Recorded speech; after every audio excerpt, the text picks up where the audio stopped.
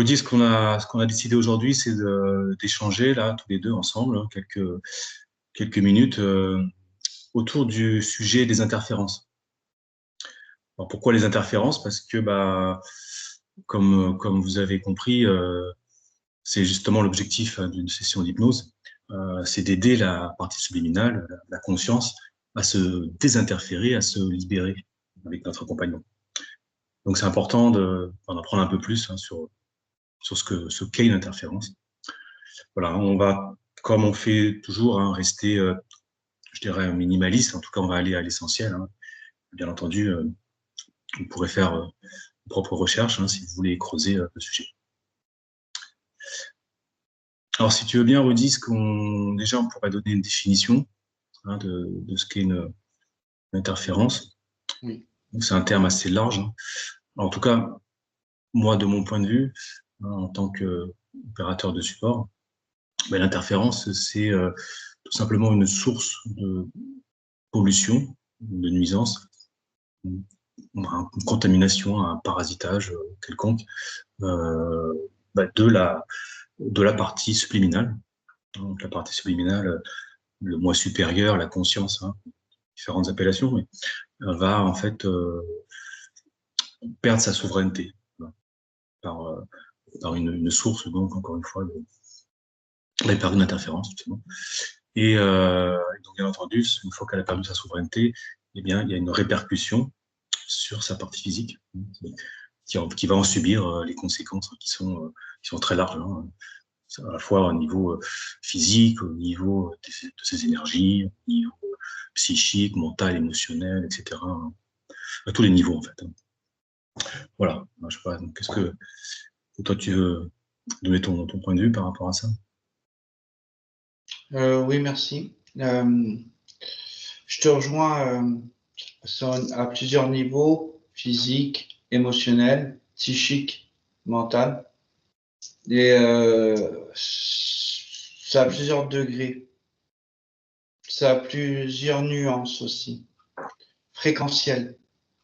Et plus que la nuance fréquentielle elle est impactée dans le sujet, et plus que le sujet est peut avoir des difficultés dans son quotidien, que sur le point de la santé physique, sur le plan émotionnel, sur le plan psychique et mental.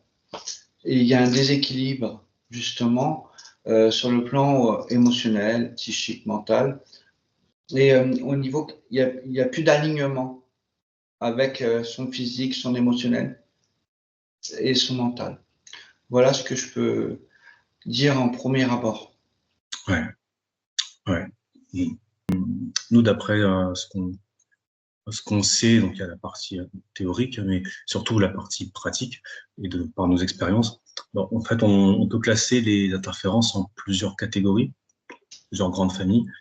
Euh, donc, si tu veux bien, on peut commencer déjà par parler de la famille, de ce qui est peut-être ce qu'on voit le plus souvent. Justement, c'est ce qu'on appelle les êtres contrôlants, donc des entités. Voilà, et c'est vrai que du coup là, en fait, il y a deux grandes catégories d'entités. On a les entités humaines, on appelle aussi défunts, désincarnés, fantômes entre guillemets, et puis les entités non humaines, on appelle aussi extraterrestres. Ouais, ça c'est vraiment les deux grandes familles qui reviennent. Alors c'est vrai qu'il y a aussi, ça c'est un complément, à part ces deux catégories-là, on peut aussi s'interférer soi-même, c'est-à-dire qu'une de nos parties subliminales, parce qu'il y en a quasiment une infinité, hein, un peu décider en fait comment dire, un peu voilà, elle peut se comporter comme un interférent pour une autre partie subliminale et donc du coup par conséquent pour la partie physique en fait. Donc ça c'est un cas particulier mais ça peut arriver. Voilà, en tout cas bon, là, pendant cet échange on va rester sur ces deux grandes catégories. Voilà, je dirais que si déjà on parle un peu on dit bien des entités humaines qu'on appelle des défunts. Alors, pour moi, pour que donc, un défunt, c'est facile à comprendre. Hein, c'est tout simplement voilà, une âme désincarnée. Enfin, en fait, elle est restée elle est restée proche de la matière, en fait.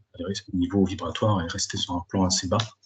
Et bon, c'est vrai que là, on va peut-être pas trop rentrer dans le détail, mais il y a tout un tas de raisons qui font que elle n'est pas, comme on dit, montée sur les plans supérieurs. Il y a quand même une ou deux raisons qu'on peut donner. Par exemple, moi, je sais que il y a des entités, donc il y a des désincarnés qui se raccrochent à la matière. Souvent, ça peut être, par exemple, ils peuvent se raccrocher à leur lieu de vie, leur logement, par exemple, leur maison. Ça peut arriver. Ou alors, c'est qu'il y a des choses qui ne sont pas résolues avec des proches. Donc ça peut les bloquer. Et d'ailleurs, dans la plupart du temps, c'est justement un proche de la famille qui va retenir justement ce défunt. Voilà, ça c'est une chose. Je sais pas, est-ce que tu connais d'autres cas peut-être? Oui, il peut y avoir aussi des liens transgénérationnels, on va dire. Transgénérationnel, ouais. Oui, tout à fait. Et du coup, il y a un lien karmique avec un défunt, justement, il y a un lien karmique d'une autre vie. Et que ça n'a pas été résolu de cette ville-ci. Et du coup, le fait que ça n'a pas été résolu, l'âme reste dans le champ de la personne, voilà, parce que il y a quelque chose qui n'a pas été réglé. Ouais. Exact, ouais, c'est vrai, tout à fait. Donc oui, effectivement, il y a besoin quand même d'une autorisation, parce que sinon, voilà, on n'a pas le droit de rentrer comme ça dans notre espace. Donc, pour les entités extraterrestres, donc non humaines, alors là, c'est assez vaste aussi. Il y a plusieurs races. Donc là, on parle vraiment des interférences au niveau de la partie subliminale. Donc on va dire qu'il y a plusieurs familles. On peut citer, bien entendu, ceux qu'on retrouve très très souvent, c'est les reptiloïdes, les reptiliens. Ensuite, il y a les insectoïdes. On a aussi les humanoïdes. Et puis après, on retrouve, c'est moins souvent, tout ce qui est pulpoïde. Et puis félinoïde, falconoïde, donc ça c'est encore un peu plus rare. On a aussi ce qu'on appelle des ectomorphes, enfin c'est comme des espèces de spectres en fait, un peu sous forme gazeuse, c'est un peu bizarre. Mais bon, vraiment c'est quand même surtout les trois premiers, donc les reptiliens, les insectoïdes et les humanoïdes. J'ai oublié aussi, on a aussi c'est plus rare également, mais c'est les êtres créateurs, comme nous, qu'on appelle les archontes. Donc ça, c'est un peu particulier. Est-ce que toi, tu connais d'autres familles, peut-être, Odile? Mis à part cela, non. Non, on n'en a pas, on Ouais. n'en a pas détecté d'autres pour le moment. Alors, pour revenir sur les reptiloïdes, souvent, ce qu'on a remarqué, c'est qu'ils collaborent. Enfin, souvent, déjà, eux, ils ont un chef, très souvent. Il y a une hiérarchie, en fait. Et ils utilisent aussi ce qu'on appelle les petits gris. Donc ça veut dire que si on perçoit des petits gris, quasiment systématiquement, il y a des reptiliens derrière. Et là, et souvent aussi, ils sont pas seuls, donc il peut y avoir un chef. Ou même parfois, ils sont plusieurs. Est-ce que tu es d'accord avec ça? Oui, tout à fait. C'est souvent comme Exactement. ça. Dans les expériences qu'on a dans nos sessions à nous, on retrouve souvent, assez régulièrement, des petits gris. À la botte, justement, des entités plus hautes, comme les reptiliens. Ouais, Tout à fait. c'est ça. Exactement. Et d'ailleurs, il y a des signes distinctifs pour repérer aussi les chefs. Ouais, souvent, ils sont plus grands, peuvent avoir une queue plus longue, peuvent avoir des ailes. Enfin, bon, c'est assez varié. Mais sinon, alors vous avez quoi d'autre? Donc, on a les insectoïdes. Alors là, ce qui revient souvent, tu me confirmeras, c'est vraiment les menthes. C'est Oui, assez ça. tout à fait. Alors oui, c'est vrai qu'on n'a pas dit, mais bon, ça, encore une fois, volontairement, on ne veut pas trop rentrer dans le détail, mais chaque famille, chaque race a une manière bien particulière d'interférer la partie subliminale. Voilà, il y a des différences. Alors, par exemple, justement, si je prends dans les humanoïdes, eux, c'est vrai que c'est assez. Eux, ils vont interférer à la personne de manière plus globale. Peut-être qu'un reptilien qui va avoir un objectif bien précis, ça va être un peu plus basique. L'humanoïde, lui, c'est plus subtil, c'est plus large. Donc, c'est des êtres quand même assez. On va dire que c'est des interférents un peu plus, entre guillemets, intelligents, si on peut dire. Ouais, En tout cas, avec un humanoïde, ouais, ça peut être assez impactant pour la partie physique. Donc ça, ces trois catégories-là reviennent quand même beaucoup. Alors à côté de ça, on trouvera aussi donc moins souvent des poulpes, donc la famille des poulpoïdes. Alors là, les poulpes, moi de ce que je vois, j'ai l'impression quand même qu'ils sont souvent eux sur le côté un peu psychisme, pour une espèce de contrôle comme ça. C'est assez spécial. Qu'est-ce que tu en penses quand on trouve des poulpes là? Ils T'as sont des cas. assez puissants psychiquement. Ils ont un pouvoir Ouais. très puissant sur les consciences, justement. Et ils savent se cacher, justement. On a du mal, des fois, à les repérer. Parce qu'ils ont des techniques bien à eux qui leur permet d'être transparents, on va dire, malgré leur impact conséquent. Ouais, c'est ça. Ouais. Alors, tout à l'heure, on a cité aussi les archontes. Hein. Donc, les archontes, c'est des êtres créateurs, souvent qui créent des univers. Enfin, voilà, c'est quand même c'est la catégorie supérieure. C'est vraiment des êtres contrôlants très puissants, très très forts. Et, euh, et c'est pas toujours facile justement pour la conscience de s'en libérer, hein, bien qu'elle ait tous les pouvoirs pour le faire, ça y a pas de souci, mais c'est pas des cas un peu plus compliqués en tout cas. Est-ce que tu en penses par rapport à ça sur les Oui, tout archontes? à fait. Tout à fait. Ils sont assez puissants. Ils ont ce Mhm. pouvoir créateur assez puissant comme nous d'ailleurs. Et c'est vrai que c'est pas toujours évident de faire prendre conscience de faire prendre conscience à la conscience, justement, euh, que qu'elle peut se libérer. Voilà, faut un processus, on va dire continuel, pour pouvoir justement faire comprendre à la conscience qu'elle-même, elle peut se, se, se libérer justement de cet archonte tout Ouais, puissant ouais. qu'il est, bien sûr.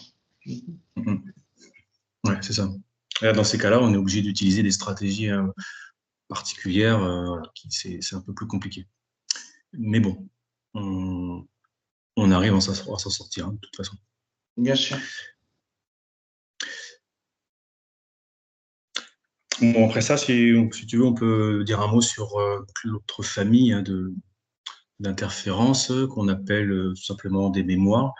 Pour être un peu plus précis, c'est des liens émotionnels avec d'autres vies. Donc là, évidemment, on parle au niveau de la partie physique, hein, sur un temps atavique, hein, parce que nous, on a un passé, présent, futur. Bien entendu, au niveau subliminal, il y a pas de temps. Mais en tout cas, voilà, donc on utilise ce terme de vie antérieure. Et, et donc, ça, on le voit souvent quand, justement, on va régresser, on va aller à l'origine de la perte de souveraineté de la conscience. Et parfois, donc, on n'est plus dans l'incarnation présente, mais on se retrouve dans une autre vie. Tu me, tu me confirmeras, Rudy, hein, c'est souvent Tout à fait. comme ça que ça se Exactement. passe. Exactement. C'est comme cela que ça se passe.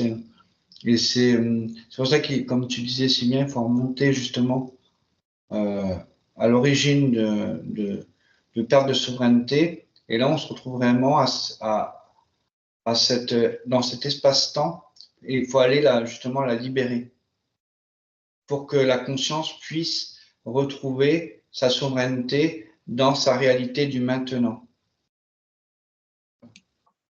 Ouais, tout à fait. Et d'ailleurs, souvent dans ces cas-là, bien sûr, on accompagne la partie subliminale à faire ce travail de nettoyage pour qu'elle coupe les liens avec sa vie antérieure.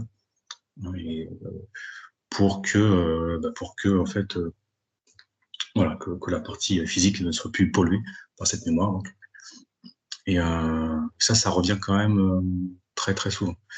En sachant que parfois aussi, il y a un empilage d'interférences, c'est-à-dire qu'on peut avoir non seulement un lien émotionnel avec notre vie, donc une mémoire, mais avec aussi une entité qui a aussi interféré la conscience et qui l'utilise. Il peut y avoir plusieurs choses en même temps. Tout à fait. Donc voilà, ça c'était pour les mémoires. Maintenant, on peut parler de ce qu'on appelle le transgénérationnel. Donc là, en fait, c'est quoi? C'est une contamination, un parasitage qui provient des lignées familiales, hein. Voilà, tout simplement. Hein, ce qu'on pourrait dire aussi d'un point de vue symbolique de l'arbre généalogique, hein, du sujet. Et donc dans ces cas-là, il y a un membre de la famille qui est plus ou moins éloigné, et avec la conscience, elle va aller plutôt à la source donc de au moment où en fait la lignée a été parasitée, hein, à l'origine, tout simplement, pour aller trouver la cause racine donc, dans cette lignée, dans cet arbre généalogique, dans ce transgénérationnel. Et donc, une fois la conscience a nettoyé, à régulariser, bien du coup, voilà, tous les descendants, en fait, toute la suite de la lignée, tout va se corriger, tout va se rééquilibrer, et la partie physique va en bénéficier, bien sûr. Bon, j'explique ça à ma manière, Rudy, peut-être que toi, tu as une autre vision sur cet impact-là. Oui, alors dans l'impact de libération, c'est un rééquilibrage au niveau de l'espace-temps de la lignée, de la ligne de temps de la lignée, parce que cette ligne de temps était corrompue. Et en allant à l'origine, et en libérant cette lignée, on nettoie toute la descendance. Du coup, tout ce qui est en rapport avec la mémoire des traumas, la mémoire, que ce soit aussi des maladies, que ce soit, peu importe la mémoire, elle est nettoyée et libérée. Du coup, les descendants ne portent pas en eux-mêmes la mémoire, on va dire, corrompue, si on peut dire ça comme ça. Ouais. Et d'ailleurs, justement, en parlant de ce qu'on appelle, nous, la mémoire cellulaire, ça se retrouve aussi justement dans ce transgénérationnel. Et d'ailleurs, ça nous est arrivé il y a récemment sur une cliente, et je me souviens, je ne sais pas si tu t'en souviens, mais il n'y avait pas d'interférence au niveau par rapport à des entités, par exemple. Ça, c'était OK. Mais par contre, il y avait un lien émotionnel avec notre vie, donc il y avait une mémoire. Et cette mémoire donc, a généré, s'est répercutée au niveau cellulaire. On appelle ça de la mémoire cellulaire. Et il a fallu, si je me souviens bien, aller aider, donc accompagner la conscience à nettoyer cette mémoire cellulaire pour qu'il y ait une libération de la partie physique. Tout à fait. Donc ça, c'est des cas qu'on retrouve quand même de temps en temps. Un autre cas, on terminera par cette famille-là d'interférences, qui est assez connue, ce qu'on appelle les abductions. Donc la définition très simple, c'est en fait, il n'y a pas que celle-là, mais en majorité en session d'hypnose, ce qu'on voit le plus, dans un cas d'abduction, c'est la partie subliminale qui est enlevée et qui se retrouve en général sur un vaisseau. Voilà, et donc là, sur ce vaisseau, bien entendu, il y a des entités, très souvent reptiliens ou insectoïdes, vont en fait faire des expériences. Souvent, c'est ça. Donc, soit avec un objectif expérience génétique, ou alors pour la reproduction, c'est aussi une expérience d'ailleurs, parce que reproduction, et il peut y avoir d'autres voilà, d'autres types de manipulation, hein, d'utilisation de cette partie subliminale. Et donc, évidemment, dans ces cas-là, la partie physique est quand même souvent très, très impactée, d'ailleurs. Parmi les expériences génétiques, bah, là aussi, ça, on le retrouve dans les encodages génétiques. Il y a aussi des modifications. Donc, soit ils modifient la génétique pour leur propre compte, pour une question de transmission de leur génétique, ou alors, tout simplement, pour faire une expérience et puis voir ce qui se passe, voir comment l'humain, comment la partie physique va réagir. Bon, c'est un peu ça. Alors, il peut y avoir d'autres choses, mais déjà, ces deux cas-là, c'est assez fréquent. Voilà, je ne sais pas si tu veux rajouter quelque chose, Rudy, hein, sur ces adductions. Il y a aussi ces entités utilisent aussi des implants. Alors, les implants, ils peuvent être dans notre corps physique, hein, bien sûr, sur le plan aussi éthérique, émotionnel, psychique et mental, et même multidimensionnel. Voilà, on retrouve aussi des implants au niveau de la conscience. Voilà. Ouais, c'est exact, tu fais bien de le souligner, ça, parce que les implants, justement, on n'en a pas parlé, mais effectivement, il y a des implants à différents niveaux. Et d'ailleurs, c'est vrai que quand on fait nos observations, pour nous, du coup, les implants, c'est un indice très précieux parce que si jamais on trouve donc, des implants, ne serait-ce que là, on parle uniquement de la partie physique, au niveau éthérique, hein, mais la partie physique, et ben, c'est systématiquement, ça veut dire que déjà, au niveau subliminal, il y aura des entités, quoi. C'est systématique. Et après, comme tu l'as dit très justement, on peut retrouver des implants dans les cas d'abduction et puis aussi dans d'autres circonstances et en plus à différents niveaux. Mais ça, c'est vrai que les implants, c'est très, très, très, très courant, globalement. Bon, voilà, Rudy, je pense qu'on a à peu près fait le tour hein, pour ces différentes familles d'interférences. Alors, ça ne veut pas dire qu'il n'y en a pas d'autres. Hein. Il y en a très certainement d'autres.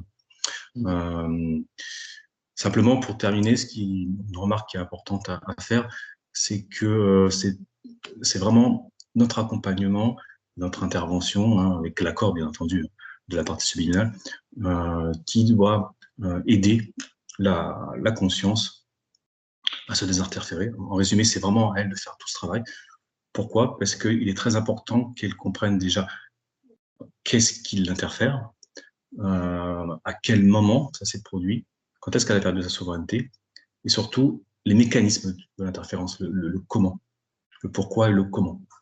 Ça, c'est très très important qu'elle comprenne les mécanismes de l'interférence, ou des interférences, parce que si c'est pas le cas, eh bien il y a de fortes chances, tout simplement, qu'elle se fasse réinterférer. Voilà. Et que donc il n'y ait pas les résultats escomptés de la session. Voilà, tout simplement. Donc ça peut arriver. Voilà. Donc c'est un point important à souligner. Tu veux peut-être rajouter quelque chose, Rudy? Oui, tout à fait. Il faut savoir aussi que comme